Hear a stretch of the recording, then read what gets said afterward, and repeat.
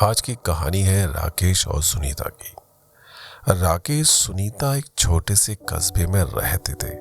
वो राकेश पेशे से एक मजदूर था जो अपने किसी पास के फैक्ट्री में ही नौकरी करता था और सुनीता उसका घर संभालती थी। शादी को हुए 10 साल पूरे हो गए थे, लेकिन अभी भी उनके जीवन में सारी खुशियां थी। नहीं था तो बस उनके आंगन में छोटे बच्चों का खेलना। वैसे सुनीता अपनी शादी से अब तक लगभग 8 बार प्रेग्नेंट हुई थी, लेकिन हर बार प्रेगनेंसी बीच में ही खराब हो गई। कभी बच्चा मरा पैदा हुआ, कभी बच्चा पेट में ही मर गया, जिसकी वजह से सुनीता बहुत उदास रहने लगी। राकेश ने सुनीता को बहुत समझाया, लेकिन सुनीता सिर्फ एक अपने बच्चे के होने का एहसास करना चाहती थी। आखिर वो भी एक स्त्री थी, उसे भी बच्चा चाहिए, मां बनना चाहती थी। राकेश के लाख समझाने के बावजूद भी सुनीता के मन में वो उदासी अभी तक रही। एक बार भगवान की कृपा से सुनीता फिर से प्रेग्नेंट हुई, लेकिन इस बार जितनी खुशी राकेश को थी उससे ज्यादा दुख सुनीता को था। दुख नहीं, सुनीता को डर था कि कहीं ये बच्चा भी ऐसे ही ना हो। पता लगा कि इस बच्चे को 9 महीने अपनी कोख में रखने के बाद ये मुझे मरा हुआ मिले। सुनीता को उदास देख राकेश ने बताया कि भगवान के यहाँ देर होता है, अंधेर नहीं। भगवान हमारे साथ इतना गलत नहीं कर सकता। ये बच्चा हमारे जीवन में जरूर आएगा और खुशियों का अंबार लगाएगा। इस तरह की बातें सुनकर सुनीता थोड़ा खुश हुई और राकेश के कहने पर सुनीता ने अपने खाने पीने का ध्यान रखना शुरू करा। राकेश भी सुनीता को बहुत प्यार करता था। रोज फैक्ट्री जाने से पहले घर का सारा काम, झाड़ू, पोछा, बर्तन, यहाँ तक कि दोपहर का खाना तक बनाकर जाता था, ताकि सुनीता को ज्यादा मेहनत ना करनी पड़े। और जैसी शाम को आता तो आने के बाद सुनीता के लिए और अपने लिए खाना बनाता, सुनीता से प्यारी प्यारी बातें करता। बस इसी तरह उनका जीवन कट रहा था। जब गर्भ का 9वां महीना शुरू हुआ तो एक रात जब सुनीता अपने पलंग पर सो रही थी और राकेश वहीं उसके साथ नीचे जमीन पर अपनी चटाई बिछाकर सो रहा था। राकेश जमीन पर इसलिए सोता था कि सुनीता को रात में किसी चीज की आवश्यकता हो तो वो उसके पास तैयार रहे। अचानक से सुनीता के पेट में दर्द होने लगा। सुनीता इतने दर्द में रोने के साथ साथ परेशान भी होने। सुनीता को लगा कि उसका प्रसव पीड़ा शुरू हो गई है। सुनीता ने रोते रोते राकेश को जगाया। राकेश, राकेश जल्दी उठो, मेरे पेट में दर्द हो रहा है। मुझे लगता है कि हमें अभी डॉक्टर के पास जाना पड़ेगा। राकेश हड़बड़ा के उठा। नहीं, तुम परेशान मत हो, हम चलते हैं अभी। और राकेश ने जल्दी अपने कपड़े पहने और घड़ी में समय देखा। उस समय रात के 11:30 बज रहे थे। राकेश ने बोला सुनीता को, सुनीता एक काम करो, तुम यही रुको, मैं अभी ना गांव के जो महिला वैद्य है ना, उस महिला वैद्य को मैं लेके आता हूँ, क्योंकि इतनी रात में तो हम हॉस्पिटल नहीं पहुँच पाएंगे, मैं लेके आता हूँ। राकेश ने दरवाजा खोला और गाँव में उस महिला वैद्य चंपा के पास पहुँचा। लेकिन जैसे ही चंपा के घर पहुंचा तो उसे पता पड़ा चंपा किसी दूसरे गांव में प्रसव कराने गई है। यह देखकर राकेश की हालत खराब हो गई, क्योंकि चंपा के घर तक आने में राकेश को कम से कम 1 घंटे का समय लग गया, जिसकी वजह से अब रात 12 साढ़े 12 हो चुके थे। राकेश बड़ा परेशान, क्योंकि उसके गांव के आसपास किसी भी तरह के हॉस्पिटल या डॉक्टर की सुविधा नहीं थी।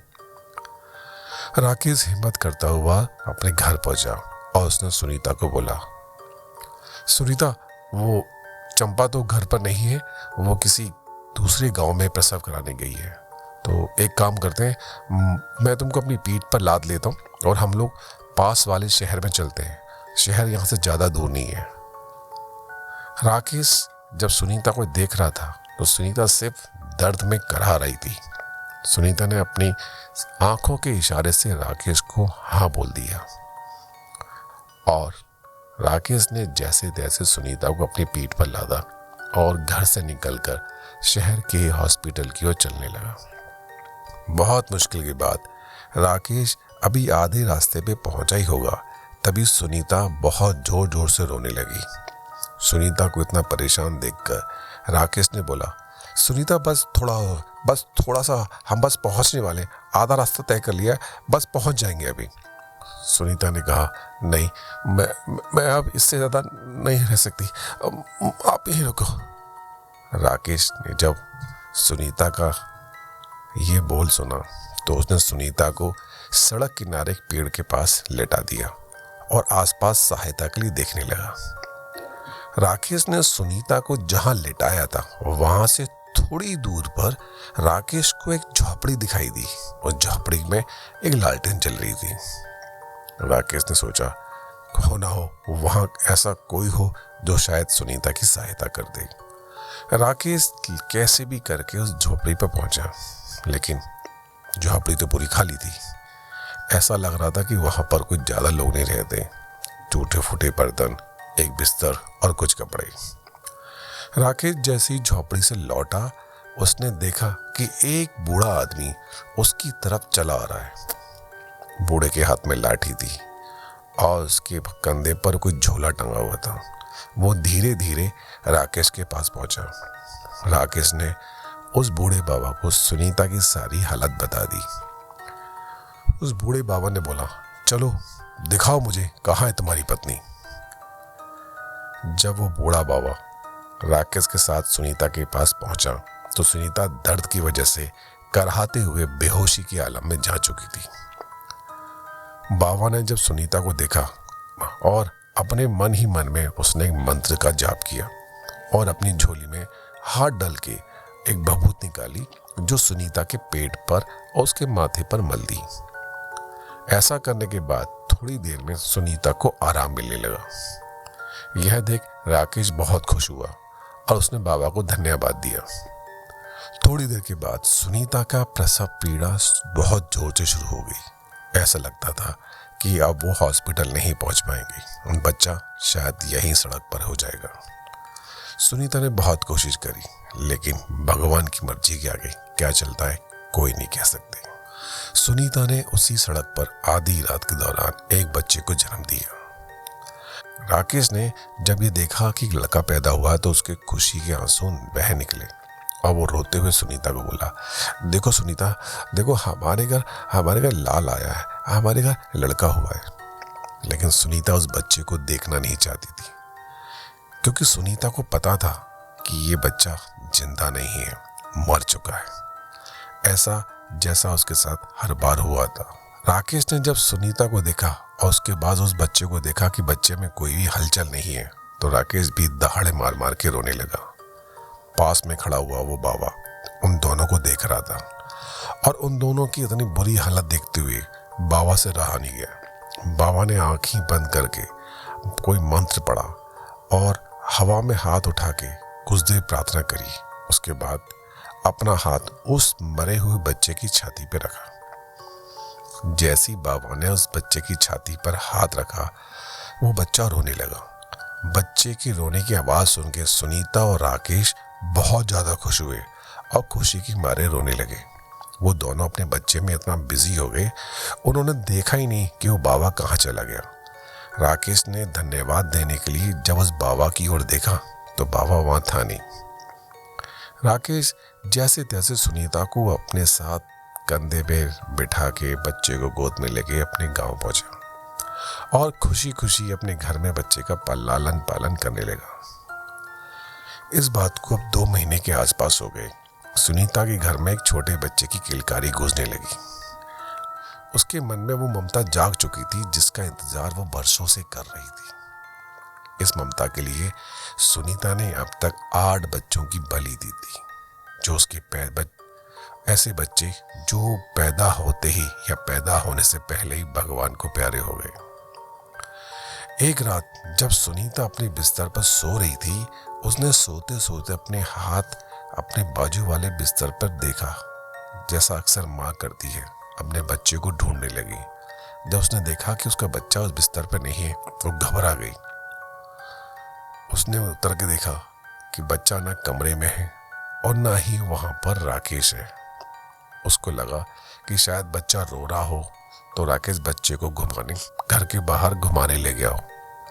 लेकिन जब राकेश नहीं आया और ना ही बच्चे की आवाज सुनाई दी तो सुनीता बड़ी परेशान हुई और जल्दी से उठ के पूरे घर में दोनों को ढूंढने लगी।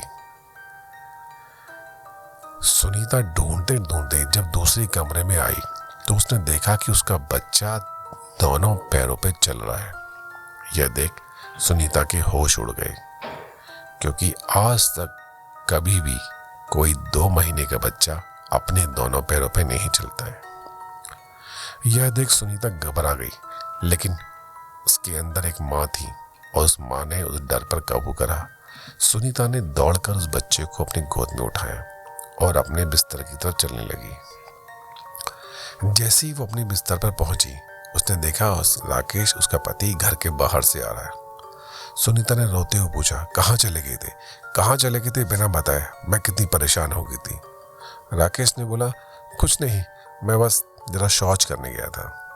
राकेश ये बोलकर सो गया, लेकिन सुनीता की आंखों में रात भर अपने बच्चे के चलने का सीन दिखाई देता रहा। अगले कुछ दिनों तक सुनीता इस बात को दिमाग से निकाल ही नहीं पाई, लेकिन धीरे धीरे समय बीतता गया। सुनीता ये वाली बात भूल गई। अब उसका बच्चा 3 महीने के आसपास का हो गया। एक दिन सुबह जब राकेश ने बोला कि मैं काम पर जा रहा हूँ, तो सुनीता ने राकेश को उसके काम पर जाने के लिए विदा किया और साथ में उसका दिन भर का भोजन पैक करके दे दिया।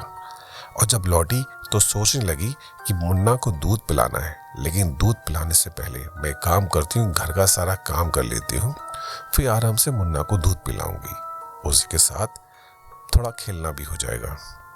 यह कहते हुए वो अपने घर का सारा काम करने लगी। झाड़ू, पोछा, बर्तन, कपड़ा धोना, ये सारा काम करने के बाद जब उसने सोचा कि चलो बहुत समय हो गया है, अब चल के बच्चे को दूध पिलाया जाए, सुनीता अपने कमरे में गई तो वो देखकर चौंक गई, क्योंकि बच्चा पालने में नहीं था। इस तरह बच्चे को पालने में ना देख सुनीता घबरा गई और भाग के घर की तरफ दौड़ी। लेकिन जब वो घर से बाहर जाने वाली थी तभी उसने देखा कि उसका बच्चा बाहर वाली छोटी कोठरी में एक मुर्गी के साथ खेल रहा है। बच्चे को मुर्गी के साथ खेलता देख सुनीता की आंखों में आंसू आ गए, क्योंकि उसको अपना खोया हुआ बच्चा मिल गया। लेकिन ये खुशी ज्यादा दिन नहीं टिकी। सुनीता ने जब गौर से देखा तो वो बच्चा मुर्गे के साथ खेल नहीं रहा था, वो बच्चा उस मुर्गे को खा रहा था और उसका मुंह पूरा लाल खून से सना हुआ था। सुनीता ये देख के बस बेहोश होने वाली थी, तभी घर का दरवाजा बजा। सुनीता ने घर के बाहर जाके देखा तो उसके पड़ोस पर रहने वाली विमला आई थी। विमला ने बोला, सुनीता, तूने मेरा मुर्गा देखा क्या? वो अक्सर आसपास घूमता रहता है, लेकिन आज नहीं दिखाई दे रहा। सुनीता डर गई, क्योंकि सुनीता विमला को यह बताना नहीं चाहती थी कि उसका मुर्गा तो उसका बच्चा खा चुका है। सुनीता ने मना कर दिया, नहीं जी, हमारे यहाँ कोई मुर्गा नहीं आया, आप पड़ोस में देख लो आप।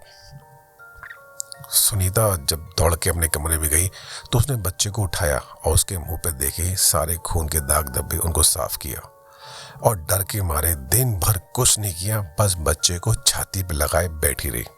शाम को जब राकेश घर आया तो उसने देखा कि घर की हालत ठीक नहीं है और सुनीता पागलों जैसा व्यवहार कर रही है। राकेश ने प्यार से सुनीता को समझाया और पूछा। जब सुनीता ने दिन भर के हादसे और 1 महीने पहले जो बच्चे का पैदल चलना जो रात में उसने देखा था और आज का दिन जो उसने बच्चे को मुर्गा खाते हुए देखा, ये सब बातें बताई और बताते बताते रो पड़ी। बोलने लगी, सुनो जी, हमारे बच्चे को शायद कोई भूत प्रेत लग गई, बाधा लग गई है, ये कैसी कैसी हरकतें कर रहा है, क्यों ना आप उन बाबा जी के पास जाके पता करो। राकेश घबरा गया। राकेश बोला, हाँ ठीक है, तुम बिल्कुल मत डरो, मैं अभी जाता हूँ, मैं उस बाबा के पास जाता हूँ और शायद वही मेरी कोई हेल्प करेंगे। राकेश जैसे तैसे उस बाबा को ढूंढने निकला। राकेश बाबा की झोपड़ी तक पहुंचा, लेकिन उसे बाबा नहीं दिखाई दिया। पास जाके देखा तो उसे कुछ नहीं दिखा। थोड़ी देर बाद उसने बाबा को आते हुए देखा। बाबा ने जब राकेश को अपनी झोपड़ी पे खड़ा देखा तो बोला, क्या कर रहा है तू यहाँ पर, क्या लेने आया है? राकेश ने हाथ जोड़ के बता दिया कि बाबा, आपने मुझे नहीं पहचाना, मैं वही हूँ जो अपनी गर्भवती बीवी को लेकर हॉस्पिटल जा रहा था, तो उस रात आपने मेरी सहायता की। बाबा जोर से हंसा, मुझे पता है, सब पता है मुझे कि तू वही है, और मैं जानता था कि तू एक दिन मेरे पास आएगा। बाबा के शब्द सुनकर राकेश थोड़ा अचंभा हो गया और हाथ जोड़ के बोला, बाबा, आपको कैसे पता कि मैं आपके पास आने वाला हूँ? राकेश ने बाबा से कुछ और बात किए बिना अपने साथ होने वाली सारी घटना बता दी। यह सुनकर बाबा थोड़ा अचंभित हुआ और बोला कि ये तो तेरे साथ होना था बेटा। राकेश ने हाथ जोड़ा और बोला, बाबा, ऐसा कि मेरे साथ क्यों होना था, मैंने ऐसा क्या कर दिया? तब वो बाबा बोला कि बेटा, उस दिन तेरी और तेरी पत्नी की बुरी हालत देख करके मेरे मन में दया भावना आ गई, क्योंकि तेरी पत्नी को तो मरा हुआ बच्चा पैदा हुआ था, जो कि विधि के विधान में लिखा हुआ था। लेकिन एक माँ की रोह और एक बाप की तड़प मुझसे जब देखे ना गई, तो मैंने अपनी तंत्र शक्ति से इस शमशान में रहने वाले एक प्रेत आत्मा की आत्मा तेरे बच्चे के अंदर डाल दी, और ये बच्चा सिर्फ हर महीने दिन पर दिन बढ़ता जाएगा, साथ में इसकी शैतानी शक्ति भी बढ़ेगी। लेकिन ध्यान रखना, इस बच्चे को अब हर रोज कुछ ना कुछ खाने को चाहिए, जीवित मृत कैसा भी, बस, क्योंकि ये प्रेत है और प्रेत अपनी प्रेत जैसी क्रिया ही करेगा। राकेश ने रोते हुए कहा कि बाबा, मेरे बच्चे को बचा लो, हमें बचा लो। राकेश को रोता देख बाबा बोले, तो एक काम कर, जा उस बच्चे को साथ लेके आ, और साथ में उसकी माँ भी, उसकी माँ साथ होनी चाहिए, तभी एक तंत्र विद्या करी जाएगी, और उसके बाद तेरे बच्चे को कुछ बंधनों में बांधा जाएगा, जिससे तुझे तेरे बच्चे का प्यार भी मिलता रहे और उस प्रेत की शक्तियां नियंत्रित रहें। राकेश ने घर आकर के सुनीता को सारी बात बता दी जो बाबा ने बताई थी, लेकिन सुनीता अपनी माँ की ममता में इतनी अंधी होगी कि उसने बाबा की बात और राकेश की बातों को सुना ही नहीं। राकेश, जो कि बाबा की बातों का विश्वास कर चुका था, उसे पता था कि अब उसके घर में जो बच्चा है वो उसका बच्चा नहीं, वो एक प्रेत आत्मा है। राकेश ने जब सुनीता को बोला कि उसके बच्चे को लेकर शमशान घाट जाना है, एक तंत्र क्रिया होगी, उसके बाद उसका बच्चा सही हो जाएगा, सुनीता इस बात से बिल्कुल मुकर गई। सुनीता ने साफ साफ मना कर दिया, मैं मर जाऊंगी लेकिन अपने बच्चे को नहीं दूंगी। राकेश बड़ी परेशानी में हो गया। बच्चे को अमावस्या की रात से पहले ही पहुंचाना था, क्योंकि कल अमावस्या की रात है। राकेश ने एक विचार किया कि क्यों ना जब सुनीता रात को सो जाए तो मैं इस बच्चे को लेकर के बाबा के पास जाऊं और उसकी तंत्र क्रिया करा दूंगा। रात होने पर राकेश ने जब देखा कि सुनीता सो गई है, तो उसने उसके बच्चे को गोद में चुपचाप उठाया और शमशान घाट की ओर चल दिया। जैसे ही शमशान घाट में बाबा के पास पहुंचा, बाबा को देख के बोला, बाबा प्रणाम, मैं बच्चे को ले आया हूं। बाबा अपनी साधना में लीन था। जैसे ही बाबा ने आंखें खोली, उसने देखा कि बच्चा उसके पैरों के पास पड़ा हुआ है और राकेश हाथ जोड़कर खड़ा हुआ है। यह देख बाबा बहुत जोर से गुस्से में बोला, तू पागल है, जब तुझे समझाया कि इस बच्चे को उसकी माँ की बिना नहीं लाना, क्योंकि ये प्रेत है, ये अपनी माँ के साथ जुड़ा हुआ है, और तूने अपने साथ साथ मेरी कब्र भी यहीं खोद दी। बाबा राकेश को बात करके समझा ही रहा था, तभी दोनों की नजर उस बच्चे के ऊपर गई जो अभी तक सो रहा था। उस बच्चे के हाथ पैरों में अजीब सी अकड़न होने लगी और उसके शरीर से अजीब सी रोशनी निकलने लगी। दोनों इतना डर गए, बाबा और राकेश बहुत डर गए। तभी उस बच्चे ने आंखें खोली। उसकी आंखें खून से लाल और लाल रंग की रोशनी से डूब रही थी। देखते देखते बच्चे ने बाबा को हवा में उछाल दिया और वहीं पास में पहले से खुद हुई कब्र में पटक दिया। बाबा का इतना बुरा हाल देख राकेश डर के मारे वहां से भागने लगा क्योंकि राकेश जानता था कि ये उसका बच्चा नहीं, ये प्रेत है।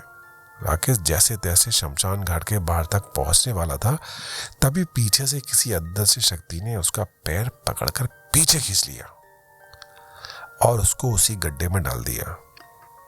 तभी आकाश में हवा तेज चलने लगी और शमशान घाट में रेत और धुआं की बवंडर फैलने लगे, और वो बच्चा जो अब छोटे बच्चे की तरह दिखने वाला था, आदमी की आवाज में हंसने लगा।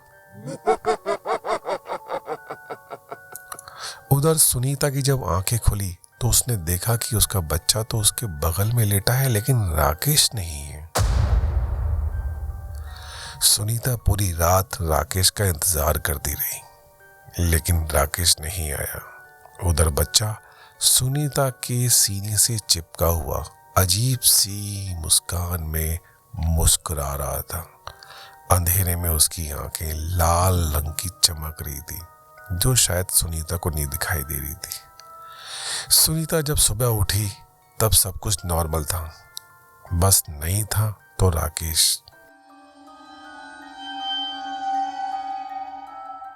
आगे की कहानी में जानते हैं राकेश और बाबा के साथ क्या हुआ।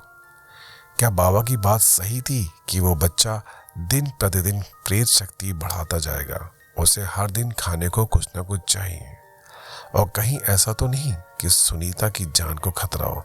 ये सुनते हैं कहानी के अगले भाग में। तब तक नमस्कार। ये कहानी कैसी लगी आप अपने विचार मुझे बता सकते हैं। धन्यवाद।